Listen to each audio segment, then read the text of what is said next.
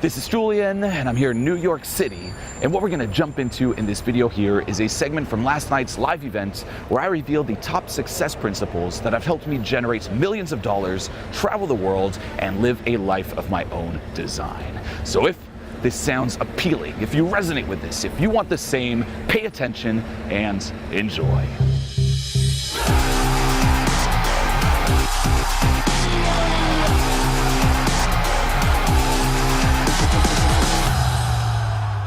Don't wait. We're conditioned to have this habit of waiting. Waiting for that magical day to happen, waiting to finally realize our dreams and pursue our purpose and passion. Are you waiting right now? Yes or no? And the answer is why? Why wait? Why wait when you could die 2 minutes from now, a minute from now, a second from now? You could have a heart attack right now. You could leave this venue and get hit by a fucking taxi. Why wait? And reflecting on this, it sounds dark, people hate it, reflecting on your own mortality is so key. Not in a sad way, it's oh fuck, I'm gonna die, but is a reminder to live right now. We act as if we're gonna live forever. It's I'm gonna live forever, I have all the time in the world. And you hold off so much, you hold off from laughing. You don't give yourself permission to laugh. You don't give yourself permission to celebrate. You don't give yourself permission to live because you think you have all the time in the world. For real. I've seen it for years, even with different programs teaching success with women. It's guys are there and I'm look, dude, I know there's a cool guy inside of you. Let that guy come out. It's no, because of X, Y, Z. And we have all these requirements. I'm you're gonna die. What are you doing? Why wait? There's no reason to wait, yet we all do. We have all these requirements. Identify the requirements. The same as feeling awesome. Right now, sitting here in this audience, there is no reason at all to not feel fucking amazing. There's no reason. I talked about this on a webinar recently. Unless, there is one reason. Unless there's someone next to you right now cutting your arm open with a butter knife, just slowly slicing it open right now, there's no reason to not feel fucking amazing. Right? For real, unless you're sitting here, you're God damn it, I'm trying to feel amazing. There is no reason at all. If I ask you this question, do you want to feel amazing right now? Do you want to feel amazing? Everyone's yes. Okay, I call bullshit. Would you feel amazing if you lost all your money? Yes or no? No. Okay, so you don't want to feel amazing. You only want to feel amazing as long as you don't lose your money. There's one requirement. Okay? Do you want to feel amazing? Would you feel amazing if, you lost your job? Yeah. A lot of people are fuck my job, yes. It's true. We have all these conditions. Would you feel amazing if you suddenly gained 80 pounds and looked like shit? Yes. Would you feel amazing if you're in a relationship and you break up? If you lose a close friend, would you feel amazing? No. Now, that doesn't mean you lose a close friend, you're fuck yeah. No, there's of course appropriate emotions, but overall, it's just an example to show you how we place all these fucking barriers. It's insane. It's for me to feel amazing, all these things have to fall in place and happen, and only then can I feel amazing. And you make it impossible. And even with the whole self-help or even spiritual world, it's easy to take it even further. Because now you're well, it's not just that I keep my money, I keep my job, I keep my relationship, but now I found out about self-help. So guess what? I can only be amazing once I've mastered all these concepts, once I have my to-do list and my fucking supplements, my bulletproof coffee, and oh shit, there's spirituality. Oh fuck, I can only feel amazing when I heal all my trauma, when I dive deep, when I do the releases, and you have this fucking list, and you use this content, these ideas that are meant to help you, to hurt you. And this is huge, never forget it. Any piece of content, any at all, can either be used to help you or hurt you. You can use an idea, even a post on Instagram, some inspirational quote. You see one of those entrepreneurs in front of a plane their friend rented. Hey! Yeah, the behind the scenes, it's true. They're all hey, I have my own private jet, everyone. You know what I realized? I just realized you got to give more. Then you get a private jet. It's this watered down shit, and it's give more, motivational quote, and everyone's whoa. And then, 2 weeks later, it's the same picture. It's hey, another day, same clothes. but it's another day with my private jet. Give even more. So you see that, and it can be inspiring. You know, you can be like, oh man, I want my private jet. I'm going to give more. Or you can use that to hate yourself. You're like, well, why am I not at that level? God damn, you're such a piece of shit. Self-attack. Anything can be used to help you or hurt you. The same as even finding out about, say, spirituality, the ego, so on and so forth. You're like, fuck, I have an ego. Stupid. Don't use it to hurt you. That awareness can help you, but it all depends on how you use it. And what we do is we use it to just add, by default, this is the way we're conditioned, to add more conditions and barriers. The whole process that I teach when it comes to self-love spirituality is letting go of these barriers. It's like, what's in the way? What are the different blockages from you feeling amazing right now? From feeling fulfilled right now? From being yourself right here, right now? Identify all that, let it go. A lot are surface, but then if you go really deep, you'll realize a lot of them are even placed outside of your awareness, and it's sometimes hard to identify those. But if you sit here, it's like, why don't I feel awesome right now? You know?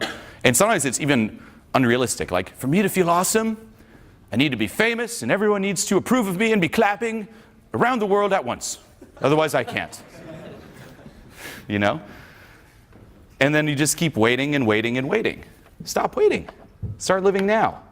You know, there's that famous saying, what would you do if you knew you had a disease that would kill you right now? If you had a disease, boom, you're going to die. I can't tell you when you're going to die, but you're going to die. Would something change? Like, imagine you went to the doctor, say, I'm the doctor, Dr. J, like, hey, you're going to die. Sorry, you got a disease, son. You're going to die. Would anything change? Because guess what? You have a disease. All of you do. Diagnosed by moi. That disease is called being alive. We all die. None of us survive being alive. You're all going to die. Doesn't matter what you do. You can try to fight so hard to survive. You're not going to survive. None of us get out of here alive. At all. You could die in 40 years, in 50 years. You could die in a day. You have a disease. We don't know when it's going to kill you, but it will. Realize that. Your time here is limited. Live. Stop putting it off. You know, there's a reason, like you hear, even in the mainstream, it's like, you know, so many people on their deathbed, they just sit there and there's all this regret. What the fuck? Realize now, like, the reason there's all that regret is they realize their own mortality. Realize your own mortality now and start living. The same with being realistic about your own mortality. Be realistic with the risk of being authentic and following, you could say, your authentic calling or your purpose in life, and the sacrifices you'll have to make. Because guess what? If right now you're like, you know what? I have a passion, whatever it is. Say you want to play an instrument. You're like, you know what? My passion is doing something creative, and you're in a job you hate. You know, everyone was like, would you be happy if you lost your job? And it's like, fuck yeah. There's a sign. Okay, well, if I'm going to do that, it can be risky. What if I lose the comfort blanket and the financial comfort blanket of my job? It's like, yeah, you may lose that. But is it worth it? And you'll realize the biggest risk is staying stuck right now, putting things off and just waiting and being unauthentic. It doesn't matter what the risk is. Like, this is the biggest risk. And then it's sitting down with yourself and coming to terms with that, being like, well, am I willing to sacrifice my comfort? And you have to sit down and make this pact. It sounds super cheesy. I did this in Switzerland. I don't know if you're familiar with my story, but I moved from Switzerland. I quit university, moved to LA, had no plan at all. And then went through a couple years of almost being homeless. Absolutely horrible. Got into teaching dating advice for men. Then the whole scandal thing happened, lost everything. It was even worse. And then here I am now. And who knows, in 5 years, I'm like, and then there was the third scandal that happened. And here I am now. But no, it's like there's so many ups and downs. But for me, like, when I quit university, and I'm not saying quit university, but I'm saying if it's not something that turns you on in life, then change it.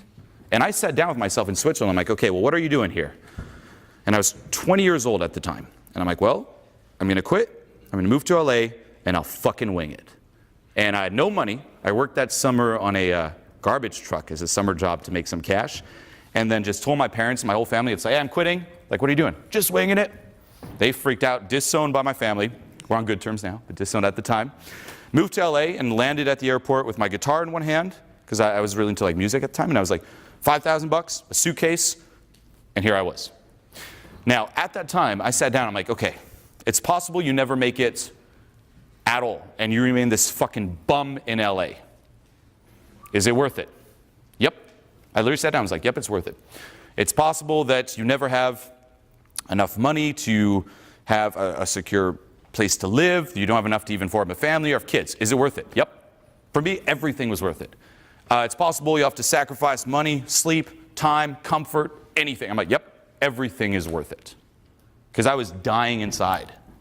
If you live a life where you're dying inside, everything is fucking worth it. And then I went all out.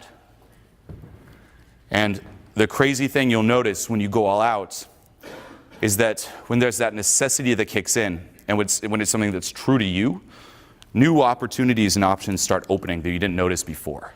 You know, there's a classic saying in this book, The Alchemist, a spiritual book, and it says, as soon as you something, something, something, I'm paraphrasing, it's as soon as you, I think it's something like commit to blah, blah, blah, the universe will conspire to help you, okay? That was the worst. I'm like, there's this great book. It said, I don't remember.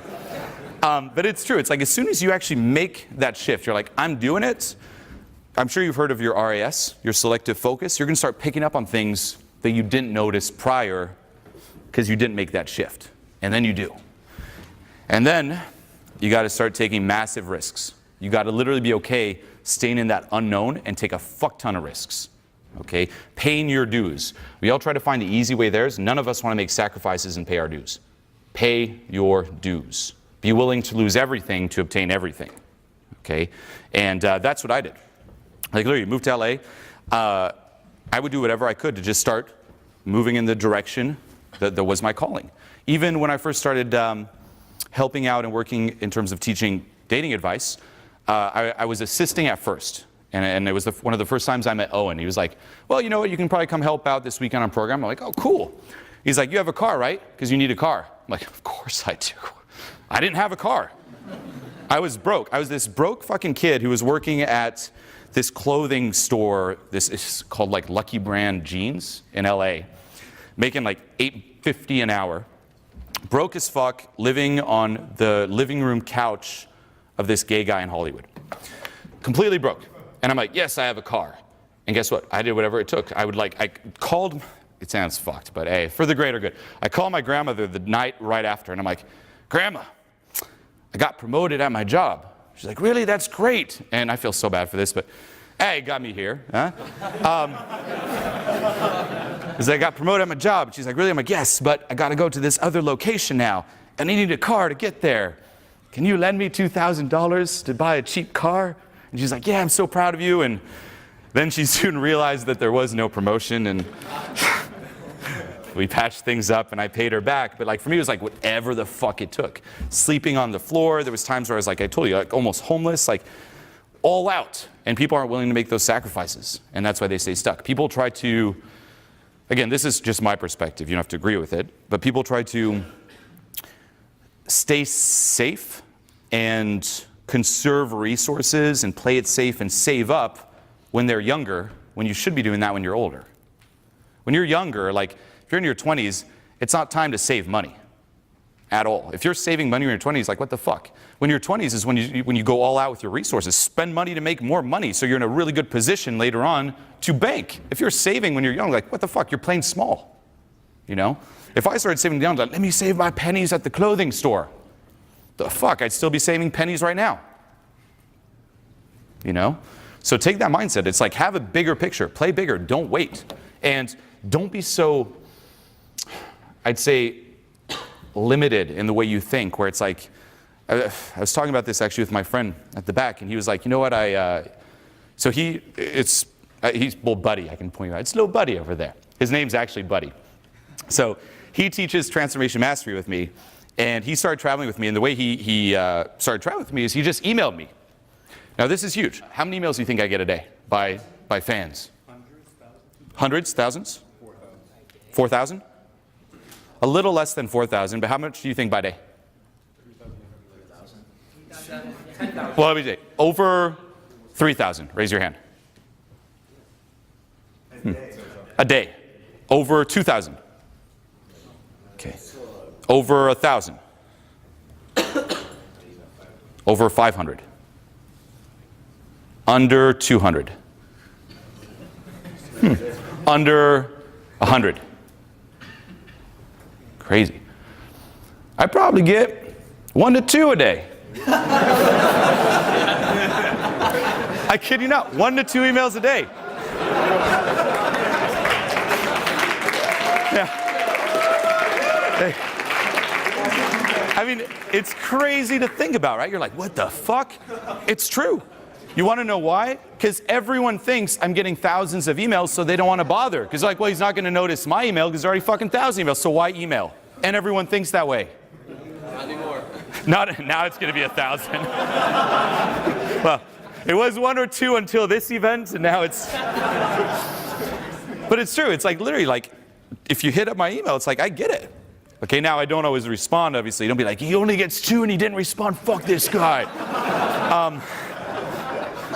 But it does kind of shift your perspective. You're like, wow, I already gave up. I already thought he'd be getting thousands, and that's why I didn't email. You know? Recently, my same friend emailed Jordan Belfort to help him out. And he just got in right now. And him too. Jordan Belfort, I doubt he's getting a ton. You know? How do you think when I even started my channel here, the self-help, the Julien himself channel, I got all these collabs like Robert Greene and shit, just emailing them. Hey, what's up? I'm this small channel. I got like 13,000 subs. Want to do a collab? Sure, because no one fucking asked them.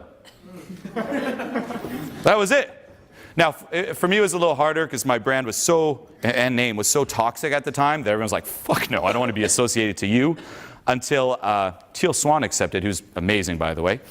And then as soon as everyone saw she did it, then the snowball effect started. But that's it, you just fucking ask. You'd be surprised. But we just don't try because we already give up. Try. Beat the odds, and you'll see the odds are surprisingly in your favor. Okay? Some other things too here. Don't be so gullible when it comes to success too. Like we play it too small where you'll hear some advice like, you know, all you need to do is read some books. No, that's like, it's true, books will help. But if you think that's all you need, you're stuck. Okay? If all you needed were books, a lot more people would have made it. And I see this sometimes even in comments. If I put this video out, you'll probably see some comments below like, great video, Julien. What are the books? Are there any books on this? I'm like, I always laugh when I see that. I never respond. I'm like, oh man, this conditioning, like the solution is books. Any millionaire will tell you, books. It wasn't experience. It wasn't hustle. It wasn't surrounding myself with the right people. No, no, no. It was books. I read this one page and everything changed for me forever. No, books are amazing. If you're not reading, you will lose out, by the way, so definitely read. But that's just a small thing that helps on the side. Okay? You got to immerse yourself in that shit. You got to surround yourself with the people you want to be like, people who inspire you. You can't just do that through books. Don't be so gullible that way. Like, I can just do it on books, or I'll do it all on my own. You can't. No one's done it all on their own. Okay? You need people who you hang out with, different mastermind groups, different mentors. You do need that. Even here, it's like if you're just trying to do it all on your own, network around here. I couldn't have done shit on my own. I've talked about this. When I first started out working on, say, confidence, expressing myself, I couldn't say hi to a girl to save my life. It was in Switzerland. This is in 2006, end of 2006. And I remember walking around the streets, and I was like, well, I must say hi to a girl, and I just couldn't say hi. I couldn't even ask for the time. I couldn't go up to an old lady and ask for the time. That's how bad it was. And it was months of this, walking around, not being able to do shit. And if I didn't surround myself with people who helped me, I would probably have kept at it a while and then gone this reputation of being the creepy guy who's like trying to ask for the time everywhere. You know? Because I'd always go to the same spot too. So you know, it's like if you go to some spots, it's like there's always the usuals, like, there's that person, that. Oh, and there's that guy who wanders around like this, freaking out, and who asks people for the time. He's obsessed with the time, but you know, that guy. I know, that would have been, well, that's the worst part is I had to watch, and I'd always be like in my pocket before going out. And then I remember the first time I was like, do they see it in the pocket? Shit like that. It was so bad. But yeah, if I didn't surround myself with people who like gave me that push and held me accountable, I would have been fucked. I wouldn't be here at all. And then you just like work your way up different little groups, become like them, and then, then you make it. Don't get too conditioned by the mainstream. Like we watch movies, and that's a big one. You think that everything happens like a movie, like it all happens very fast, like under 2 hours, it's all super flashy and action-packed. No. Success and transformation, it's like doing the same foundational things over a long period of time. It's very boring. Like a lot of it happens behind the scenes. If you're just doing it for the glory, you're screwed to begin with. The glory won't get you very far. Okay? So surrender to that, the boring work, the foundational work, the work no one sees. And there is no magical moment. It sneaks up on you. It's all these little 1% that add on. There's no point where it's like, I suck, morphed into, what I always wanted to be. I'm sure you've heard that classic saying, it's not about the destination, it's about the journey. You've watched a lot of Instagram pictures, it's the journey. That's true. Okay, this is true. And it kind of links to also placing all these requirements. So people get confused by this. I'm like, look, the whole point of this work is to realize that you're already there. It's to realize that you are actually enough. There's nothing missing. The whole point is to realize that you've passed the finish line. What we do with these requirements is we keep placing the finish line in the future. Once this happens, so on and so forth. Once I do enough. There is no destination when it comes to this. The destination is enjoying where you are right now. People even ask this when it comes to spiritual work. How will I know when I will have let go completely? Julien, but letting go of trauma completely. No. I don't know why the accent. Like, weird. That's actually the British accent is the one accent I just suck at. I completely suck at. I can do the French accent very good, and the Australian accent pretty damn good, mate. Yeah. But British, fuck all. But no, we do that. It's like, when will I have done that? But that's the thing. It's like, by doing that, when will I have let go completely or done so in XYZ? It's like, it means it's not right now. The truth is, you will have let go completely when that question stops arising. Why? Because the more you let go, the more you're okay with who you are here. The more you embrace who you are here. The more you embrace that you've passed the finish line. And if you embrace who you are here, there's no longer a rush to be anywhere else. The whole idea of I need to be somewhere else is based on self-hate and resistance to being you. The more you accept being you, that question will stop popping up because you won't need to escape yourself. And then when it comes to enjoying the journey, think of it like composing a song. If you've ever played an instrument, if not, you will not understand what I'm saying. I'm kidding, you will. So I told you, I played guitar from a young age. And when I was 12 years old, I was like, I'm going to start a band and start composing.